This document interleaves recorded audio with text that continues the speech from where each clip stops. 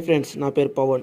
T20 ప్రపంచ కప్లో భారత్ తొలి సెమీస్కి అయితే దూసుకెళ్లింది. ఆస్ట్రేలియాను భారత్ 24 పరుగుల తేడాతో ఓడించింది. ముందుగా బ్యాటింగ్ చేసి భారత్ 20 ఓవర్లో 5 వికెట్లు నష్టపడి 225 పరుగులు చేసింది. రోహిత్ శర్మ 41 బంతుల్లో 92 రన్లు, అలాగే 7 ఫోర్లు 8 సిక్స్లు కొట్టాడు. ఆస్ట్రేలియా టీం అయితే 20 ఓవర్లో 7 వికెట్లు కోల్పోయి 181 పరుగులు పరిమితమైంది.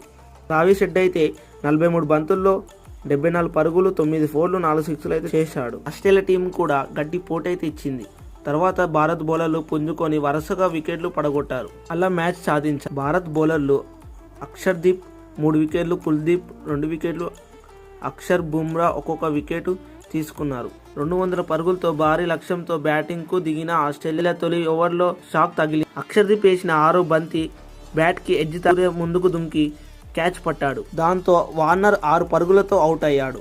అప్పుడే గ్రీస్లోకి వచ్చిన మిచెల్ మార్ష్ 28 బంతుల్లో 37 పరుగులు, 3 ఫోర్లు 2 సిక్స్లు అయితే కొట్టాడు. హెడ్ స్కోర్ అయితే బోర్డులో అయితే పరుగులు పెట్టింది. బుమ్రా వేసిన 4వ ఓవర్లో హెడ్ 3 ఫోర్లు బాదాడు. హార్దిక్ పాండ్యా వేసిన 6వ ఓవర్లో హెడ్ 2 సిక్స్లు అయితే కొట్టాడు. 15వ ఓవర్ ముగిసే వరకు ఆస్ట్రేలియా స్కోర్ అయితే 141 పరుగులతో నిలిచింది. ఆస్ట్రేలియా గెలవాలంటే 30 బంతుల్లో 65 పరుగులు అయితే కావాలి. క్రీజ్లో మాత్రం హెడ్ అయితే ఉన్నాడు. దీంతో భారత్ టీంకి అయితే చాలా టెన్షన్ అయితే వచ్చింది. క్రీజ్లో అయితే హెడ్ అయితే ఉన్నాడు. హెడ్ అయితే చితగొడుతున్నాడు. 17వ ఓవర్ వేసిన బుమ్రా హెడ్ అవుట్ చేయడంతో భారత్ ఊపిరి పీల్చుకుంది.